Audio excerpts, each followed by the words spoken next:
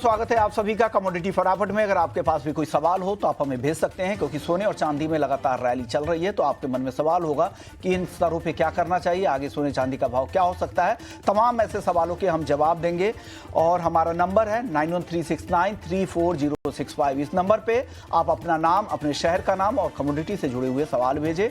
और अगले आधे घंटे तक हमारे दो मेहमान हैं जो आज आपकी मदद करेंगे। मनोज जैन है पृथ्वी फिनमार्ट से और तेजस शिग्रेकर हैं एंजल वन से। आप दोनों मेहमानों का बहुत बहुत शुक्रिया। और साथ ही हमारे साथ दो और मेहमान हैं। नितिन केडिया हैं, AIJGF के नेशनल सेक्रेटरी हैं, और साथ ही अमित जैन भी हमारे साथ हैं। वो इंटेली सिस्टम वेंचर्स के फाउंडर हैं। हमारे साथ पहली बार हमारे साथ शो में जुड़े हैं। शुक्रिया अमित जी आपका, आपने वक्त निकाला हमारे दर्शकों के लिए। चलिए शुरुआत कर लेते हैं गोल्ड और सिल्वर के प्राइसेस के साथ। फिर ज्वेलर के लिए एक अहम खबर है जिसके लिए हम नितिन केडिया जी को इनवाइट किया है, उस पर भी चर्चा करेंगे। लेकिन प्राइस पर बात करना सबसे ज़रूरी है। सोना 1,14,000 के पार निकल चुका है। पिछले 10 साल का अगर आप डेटा देखेंगे तो करीब करीब 325% से ज़्यादा की तेज़ी सोने में आई है। इस दौरान सिर्फ 200% के आसपास की तेज़ी निफ्टी में दिखेगी और चांदी में उससे थोड़ी ज़्यादा तेज़ी दिखेगी। तो चांदी और सोना ये दोनों इक्विटी मार्केट को हर टाइम फ्रेम में पिछले 20 साल से लगातार आउट परफॉर्म करते नजर आ रहे हैं। नितिन जी क्या लग रहा है, सोना चांदी क्या चल रहा है? इतनी बड़ी रैली, कभी ब्रेक लग ही नहीं रहा है, टाइम करेक्शन में भी नहीं जा रहा है, क्या हो रहा है सर, क्या होगा और आगे? विश्वमोहन जी, पूरे विश्व में जो है वो इस समय डंका बज रहा है सोना और चांदी का। और जिस तरीके की रैली चल रही है इसमें कहीं भी कोई मौका शॉर्ट्स को नहीं मिल रहा है। और मुझे नहीं लगता कि ये रैली अभी रुकेगी। जैसे कल हमने डिस्कस किया था कि नेक्स्ट 90 डे सिल्वर अब सिर्फ और सिर्फ 55,000 की तरफ बढ़ चुकी है। और अगर कोई 5-5 किलो की भी पोजीशन बनाता है हर 1,25,000 तक, 1,20,000 के स्टॉप लॉस के नीचे, तो अगले 90 दिन में उसको लगभग 12 लाख रुपए के प्रॉफिट की संभावना रहती है। और जो रिस्क है वो 4 लाख का, यानी 1:3 के रिस्क रिवॉर्ड के साथ सिल्वर जो है वो बनी हुई है। और विश्वनाथ जी, अगर आपको याद हो तो इस साल के शुरुआत से ही एक बात हम लोग ये कहते चले आ रहे हैं कि चांदी जो है वो इस बार इन्वेस्टमेंट ऑफ द ईयर रहेगी। तो अभी भी मुझे लगता है चांदी में काफी सारी संभावनाएं मौजूद है। गोल्ड जरूर जिस तरीके से बढ़ रहा है उसने हमारे व्यापार के जो इंटरनल काम करने के तरीके हैं उसमें एक रिस्क पैदा कर दिया है। तो भले ही एज एन इन्वेस्टर और एज अ रिसर्च एनालिस्ट जहां मुझे लगता है कि गोल्ड में जो है तेजी आनी चाहिए, या चार्ट्स या फंडामेंटल गोल्ड में तेजी बोल रहे हैं, लेकिन फिलहाल जो हमारे इंटरनल बाजार की स्थिति बनी हुई है वो थोड़ी सी खराब है, जिसकी वजह से अब अगर यहाँ पे करेक्शन नहीं आता तो चीजें और थोड़ी खराब हो सकती है। ये रिपोर्ट है गोल्ड और सिल्वर के प्राइस आउटलुक को लेकर। आप बताइए अमित जी, आपकी राय क्या बन रही है सोने में और चांदी में इस तेजी के बाद? आप अपने क्लाइंट्स को क्या एडवाइस कर रहे हैं, क्या सलाह दे रहे हैं उनको आप? सर, अभी का जो ये मूवमेंट है ये रियल तेजी तो है, ये तो कंफर्म है। लेकिन ये जो रैली है अभी इसकी कोई वजह बाहर स्ट्रॉन्ग वजह निकल के नहीं आ रही है। सेंट्रल बैंक बाय कर रही है तो हम काफी टाइम से जानते हैं, लेकिन ये जो शार्प मूव आया हुआ है सर, ये ऐसा लगता है शॉर्ट स्क्वीज को एक बार परेशान करने आया हुआ है। कल भी हमने देखा कि जो प्रीवियस हाई था इंटरनेशनल मार्केट में वो भी कटा और उसके बाद वहां पर भी लिक्विडेट हुई है पोजिशंस। तो यहाँ से सर 1,14,400 1,14,800 के स्तरों से एक बार करेक्शन देखने की उम्मीद बना रहा हूं मैं। और वो करेक्शन बहुत बड़ा तो नहीं, लेकिन हाँ 1,13,000 तक का हो सकता है। यानी यहाँ से एक बार 1,500-2,000 रुपए का करेक्शन एक्सपेक्टेड है।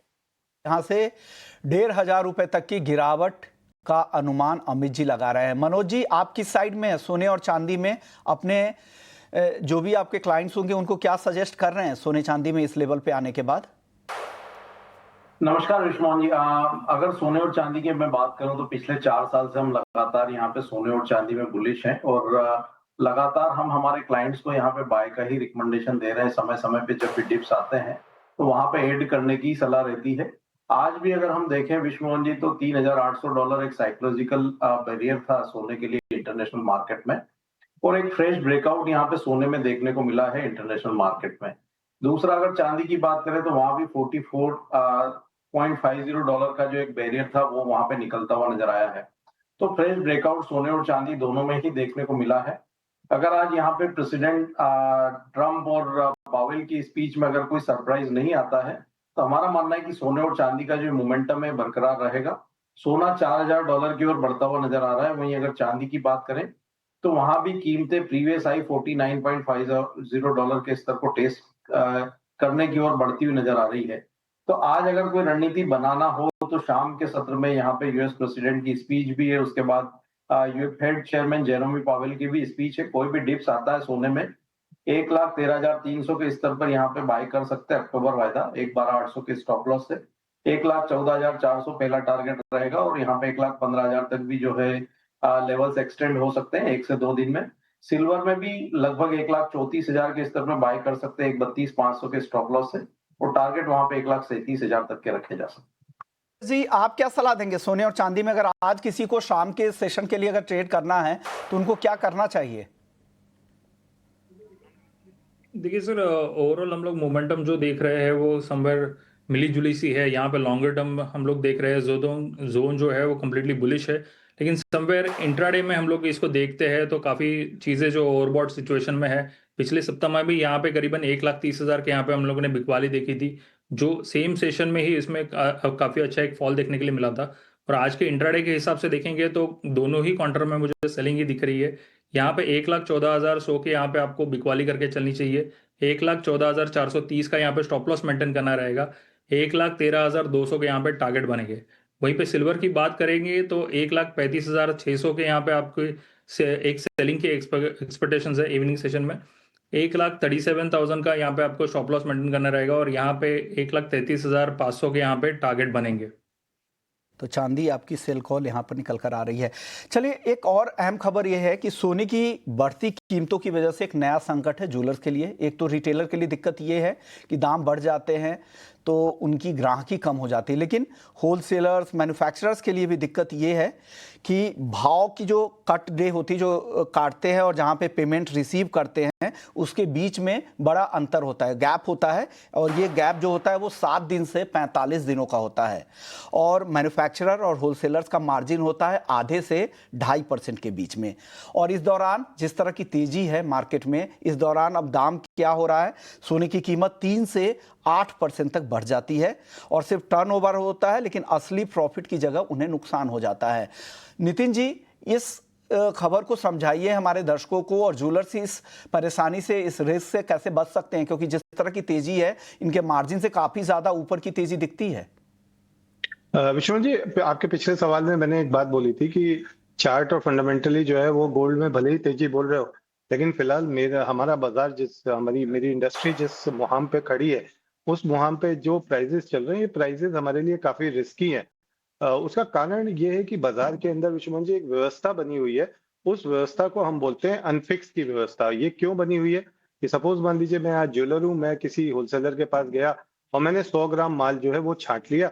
100 ग्राम माल छांटने के बाद अब चूंकि 100 ग्राम एक साथ नहीं बिकेगा, तो होलसेलर ने मुझे ये फैसिलिटी दे दी कि आप 100 ग्राम का पैसा मुझे दे जाओ। सपोज आज की स्थिति में वो पैसा लेट से 12 लाख रुपए होता है, मैंने 12 या 13 लाख रुपए वो होलसेलर को मैंने दे दिया। और वो देने के बाद जो है होलसेलर से मैं माल लेके चला आया। अब इसमें जो क्लॉज होता है वो ये होता है, जैसे जैसे भाव बढ़ेगा वैसे वैसे मुझे होलसेलर को मार्क टू मार्केट, जैसे हम एक्सचेंजेस में जमा करते हैं, वो देना पड़ेगा। जब तक ये होलसेलर और ज्वेलर के बीच चल रहा था, इसमें कोई बहुत बड़ी दिक्कत नहीं थी। लेकिन अब क्या हुआ कि ये पूरी वैल्यू चेन के अंदर आ गया, जिसमें इंपोर्टर से लेके नीचे रिटेल ज्वेलर तक होता है। अब रिस्क इसमें दोनों साइड से आता है। पहली साइड से ये आता है कि कई जगह हम ये देखते हैं कि जो बुलियन सप्लायर होते हैं वो डिलीवरी देने में फेल हो जाते हैं। तो जो ज्वेलर होता है, जिसने कमिटमेंट आगे किया होता है कि बॉस मैं इस रेट पे आपको ज्वेलरी दे दूंगा, वो उसके लिए पॉसिबल नहीं होता।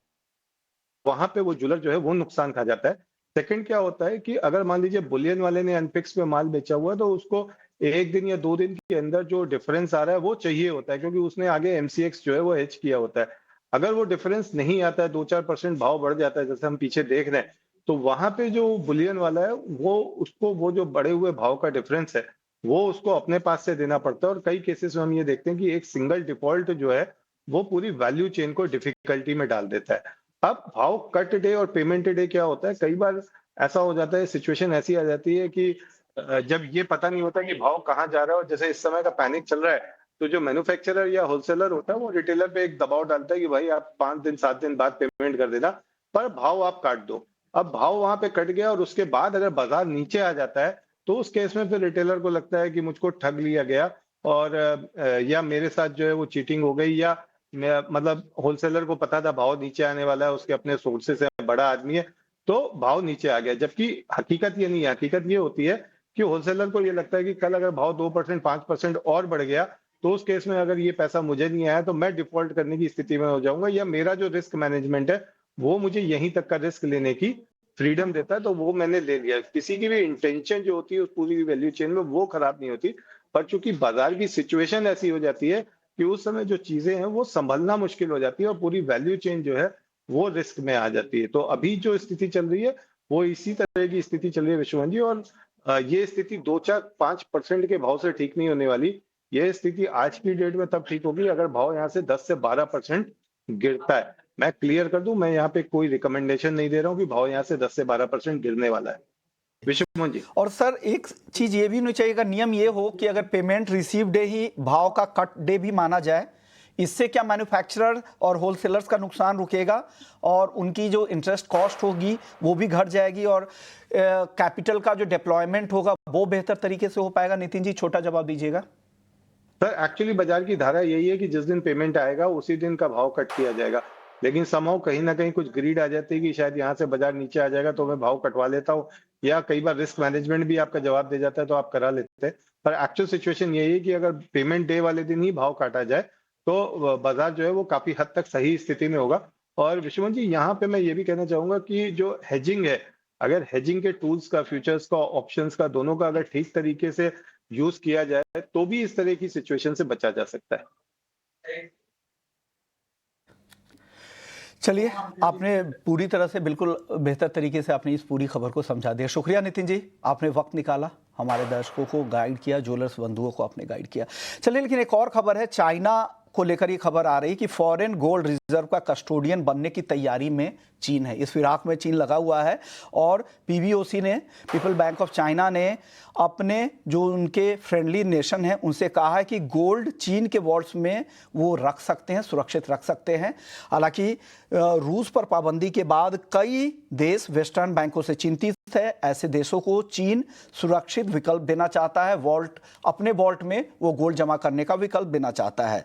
दुनिया में गोल्ड की डिमांड बढ़ रही है, सेंट्रल बैंक जमकर खरीदारी कर रहे हैं और चीन में भी जमकर खरीदारी हुई है। लेकिन अभी भी लंदन अभी भी गोल्ड का सबसे बड़ा हब है, जहां पर 5000 टन स्टोरेज में गोल्ड रखा हुआ है और दुनिया भर के सेंट्रल बैंक्स अपने गोल्ड को लंदन के वॉल्ट्स में जमा रखते हैं। हाल में हमने देखा बात है कि भारत का भी काफ़ी ज़्यादा है, उसमें से काफ़ी हिस्सा हम भारत में लेकर भी आए हैं, लेकिन अभी भी वहाँ पर भी काफ़ी ज़्यादा है। तो ऐसे में चीन को लग रहा है कि अगर हमें फाइनेंशियली पावर हाउस बनना है, पावर हाउस को अगर शिफ्ट करना है तो ये एक बेहतर मौका हो सकता है और ग्लोबल फाइनेंशियल पावर शिफ्ट की दिशा में एक गेम चेंजर उनके लिए हो सकता है। इस खबर को आप मनोज जी कैसे देख रहे हैं? बिल्कुल विश्वनाथ जी, हम देख रहे हैं कि यहाँ पे जो ग्लोबल सेंट्रल बैंक्स की तो बाइंग यहाँ पे बनी हुई है, लेकिन हम देख रहे हैं कि जो पीपल्स बैंक ऑफ चाइना है वो लगातार यहाँ पे एग्रेसिव बाइंग जो है करते हुए नजर आया है। और हम देख रहे हैं कि जो डॉलर का डिपेंडेंस है वो यहाँ पे लगातार कम करने का प्रयास है। जिस तरह से जो ब्रिक्स नेशन की भी मीटिंग हुई थी और वहां पे आपस में जो ट्रेड है उसको ब्रिक्स करेंसी में सेटल करने की जो चर्चा हुई थी, और उसी के बाद हमने देखा था कि जो वेस्टर्न कंट्रीज है वो थोड़ी सी जो है एग्रेसिव होती हुई नजर आई थी। तो हमारा मानना है कि ये जो प्रोसेस है ये आगे भी जारी रहेगा और चाइना की जो बाइंग है वो अभी जो ग्लोबल जो सिनारियो है उसको देखते हुए रुकती हुई नहीं लग रही है। तो हमारा मानना है कि ये एक बड़ी तेजी का कारण जो है वो सोने में बना रहेगा। तो बिल्कुल यहाँ पे कहीं न कहीं जो डॉलर का डिपेंडेंस है उसको कम करने के पीछे ये पूरी कवायद जो है चल रही है और हमारा मानना है कि ये यहाँ पे और भी आने वाले समय में एग्रेसिव होती हुई नजर आएगी। विश्व इस तरह के एग्रेसिव स्टांस अगर चाइना अपनाता है, डी डॉलराइजेशन की तरफ, ये एक बड़ा कदम होगा। उससे डिफरेंसेस बढ़ेंगे वेस्टर्न कंट्रीज़ के साथ, इन देशों की और चीन के साथ जिन देशों का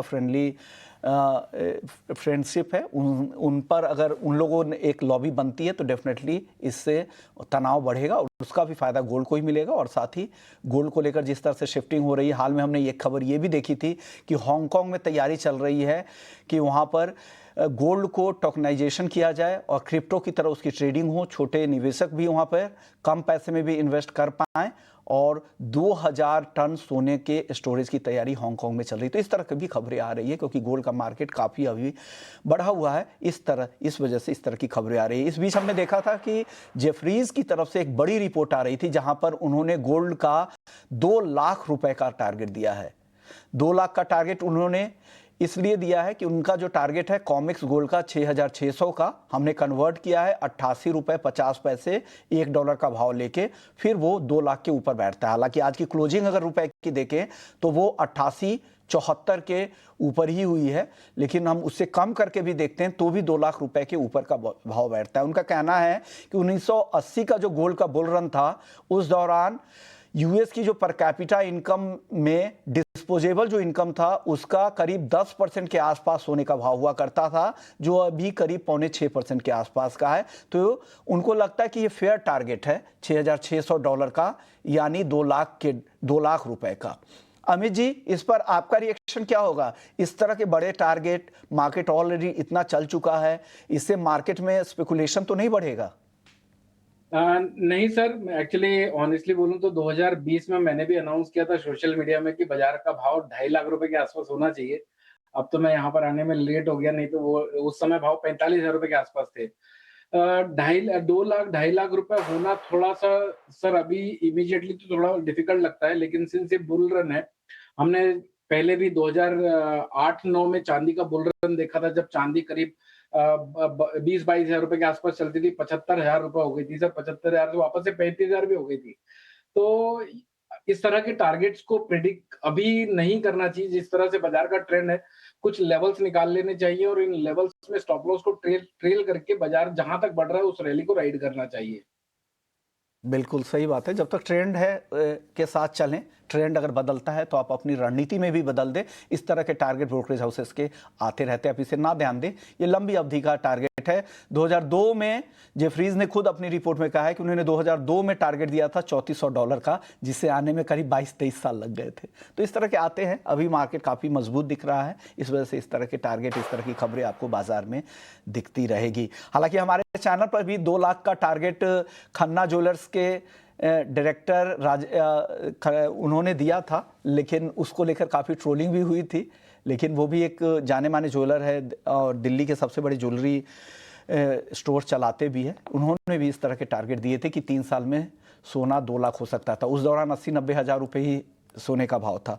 चलिए आगे बढ़ते। बहुत सारे दर्शक हैं जिनके सवाल है, एक एक करके उन सवालों के जवाब लेते हैं।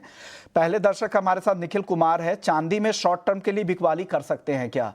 तेजस जी, चांदी में शॉर्ट टर्म के लिए बिकवाली कर सकते हैं क्या? यस, अभी फिलहाल जो सिचुएशन शुरू है, जहां पे ये 1,17,000 को क्रॉस करने के बाद एक सडन मोमेंटम जो मिली थी करीबन 1,26,000 की, और अब फिलहाल हम लोग प्राइस जो देख रहे हैं अच्छी तरीके से सस्टेन करते चल रहे हैं। लेकिन ऑन सेकंड पार्ट हम लोग जब भी देखते हैं कि इसको टेक्निकल प्रोस्पेक्टिव से, तो काफ़ी सारे ऑसिलेटर्स जो है वो ओवरबॉट में है, और यहाँ पे काफ़ी सारे इंडिकेटर जो है वो इस हिसाब से मोमेंटम कर प्ले आउट हो रहा है, यहाँ पे डाइवर्जन डेवलप होकर आ रहा है। तो प्राइजेस जो है फिलहाल के लिए इंडिकेटर के साथ मैच आउट नहीं हो रही है। तो यहाँ पे हम लोग देखेंगे कोई एक ऊपरी लेवल मिलती है तो यहाँ पे सेलिंग की जा सकती है। जैसे कि आज के दिन के लेवल है 1,35,600 के यहाँ पे मिलता है, तो आपको सेलिंग करना चाहिए। 1,37,000 का यहाँ पे स्टॉप लॉस रहेगा, और यहाँ पे जो टारगेट बन के आएंगे वो लगेंगे 1,33,500 से लेके 1,33,000 के। आपके लिए ये सलाह चांदी में आ रही कि ऊपर में बेचे, ये तेजस जी की सलाह है चांदी को लेकर। चलिए अगले दर्शक का सवाल ले लेते। कृष्ण है दिल्ली से, कॉपर पर जानना चाह रहे कि क्या करना चाहिए। मनोज जी, कॉपर पे कृष्ण को क्या करना चाहिए? एक बहुत ही सीमित दायरे में कॉपर यहाँ पे ट्रेड होता हुआ दिख रहा है विष्णु जी, लेकिन यहाँ पे हम देख रहे हैं कि कीमतें जो है LME पे $9,740 के अपने सपोर्ट्स को लगातार होल्ड करती हुई नजर आई है, और भारतीय बाजारों में भी कीमतें 894 के सपोर्ट्स लेवल को होल्ड कर रही है। तो थोड़े अगर डीप आते हैं शाम के सत्र में 907 के आसपास सितंबर वायदा बाय कर सकते हैं। 902 के स्टॉप लॉस से टारगेट 916 के रहेंगे। महाराष्ट्र से कपास खली का क्या आउटलुक है? क्या मनोज जी, कपास खली का क्या आउटलुक है?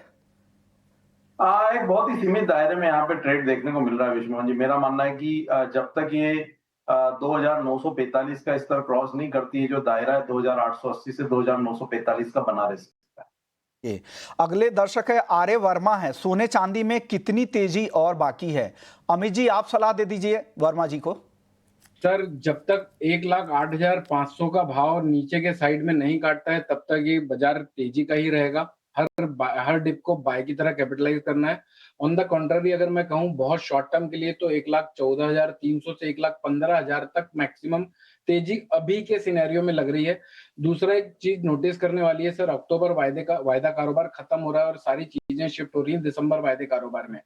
और ये जो एक्सट्रीम लेवल पे कल और आज में बाजार बढ़ा हुआ है तो मुझे लगता है बहुत सारे मार्जिन कॉल ट्रिगर हो चुके होंगे, लोगों की पोजीशन लिक्विडेट हो गई होंगी। अब यहाँ से अगर कोई मेजर करेक्शन ट्रिगर होता है और 1,08,500 को नहीं ब्रेक करता है तो वो वापस से एक डिप दिखाकर तेजी दिखा सकता है। लेकिन अगर 1,08,500 का आंकड़ा कट गया तो सर मैं अभी ये कह के जा रहा हूँ कि हो सकता है उस टाइम पर 2 से 3 महीने के लिए टॉप लग चुकी हो, जिसके चांसेस अभी कम लगते हैं। जैसे एक छोटा जवाब क्रूड आज तेजी दिख रही है, रिकवरी आ गई है शुरुआती नरमी के बाद, क्या करना चाहिए क्रूड में? तेजस जी आपसे सवाल था सर क्रूड पर। हाँ जी सर, क्रूड ऑयल में हम लोग देख रहे हैं कि कल के 2 सत्र से हम लोग देख रहे थे कि प्राइसेज जो है काफ़ी साइडवेज मोमेंटम कर रही थी और फिलहाल के लिए येस्टरडे से लेके आज का जो दौरान का मोमेंटम जो है यहाँ पे ब्रेकआउट मिला है। प्राइस फिलहाल के लिए रिट्रेस के लिए वेट कर सकते हैं। 55-70 की लेवल मिलती है तो यहाँ पे बाइंग की जा सकती है। यहाँ 5500 का आपको स्टॉप लॉस मेंटेन करना रहेगा। टारगेट जो बनेंगे 1710 तक के बनेंगे, 5710। ये सलाह है कच्चे तेल को लेकर। शुक्रिया तेजस जी आपका, और साथ ही अमित जी, मनोज जी आपका भी बहुत बहुत शुक्रिया, आपने वक्त निकाला हमारे दर्शकों के लिए और तमाम सवालों के जवाब दिए। चलिए आज ज़्यादा सवालों के शामिल नहीं कर पाए, लेकिन अगले शो में कोशिश करेंगे आपके ज़्यादा से ज़्यादा सवालों को शामिल करें। कमोडिटी फटाफट को फिलहाल इतना ही, लेकिन बाकी खबरों के लिए आप बने रहिए हमारे साथ। नमस्कार। लेकिन जाने से पहले आपको बता